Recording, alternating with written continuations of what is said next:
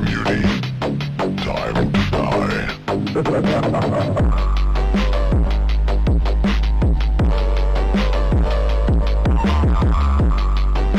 Me, Frank Horrigan. That's who. United States Secret Service. You aren't going anywhere from here. Frank Horrigan is one terrifying mother fluffer. You're gonna die! You're about to die! You're gonna die! While you wander Fallout 2's wasteland of California and Nevada, you come across Frank Horrigan, a 12-foot tall behemoth that weighs in at 2 tons, with superhuman strength, durability, and aggression. Right outside a town called Klamath, there's some old man who gets absolutely decimated because he doesn't want to come with Frank. The reason Frank wants him to come with him is because he has some sort of knowledge that could help the Enclave. But he says that he would rather die with his knowledge than help the Enclave, and, well, Frank gives him exactly what he asks for. Okay, first clip of the day.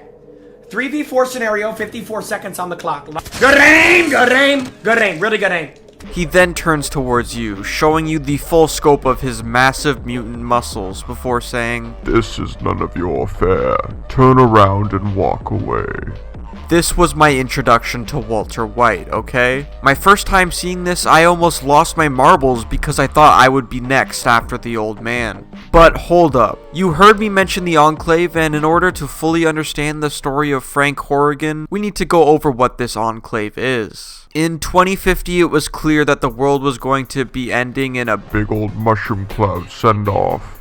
Big old mushroom cloud send-off. However, corrupt governments and corporations were more interested in making a profit from the war than actually preventing it. The government and Vault-Tec, who are the same dudes anyways, came up with a plan to survive the apocalypse. Essentially, they were going to wait a few decades for the radiation levels to drop down and emerge from their little hidey holes to rule the wasteland. The Enclave is this remnant of the US government, the big bad guys of Fallout 2.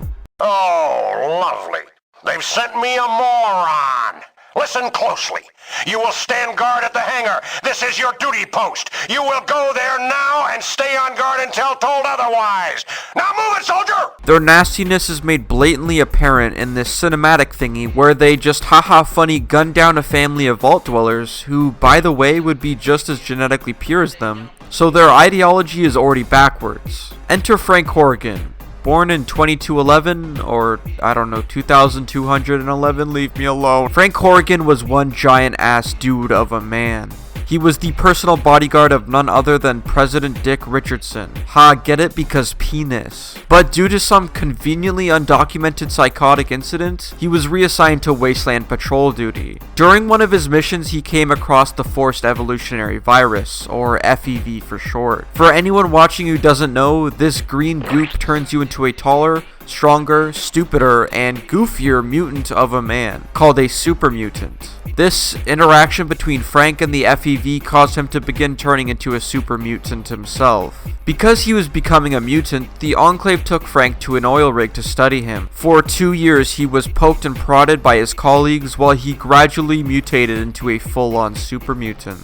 He was kept asleep by sedation and was only allowed to wake up for short periods of time, during which several violent, conveniently undocumented incidents occurred. He was viewed as a genetically engineered freak by his own men. He endured many different kinds of changes to his DNA and psychology, thus I can only describe him as some variation of super mutant, becoming more machine than man, having his power armor literally keep him alive, constantly pumping him full of steroids and other silly substances. The Enclave eventually decided to deploy him as a field operative again, which gave him his badass power armor. It's no secret that the Enclave took advantage of Frank's low intelligence, which has been affected by the FEV. They made Frank loyal to the Enclave by literally brainwashing him, putting him in various conditioning programs. Getting a bunch of FEV injections all the time meant Frank became bigger, stronger, and faster than any other super mutant.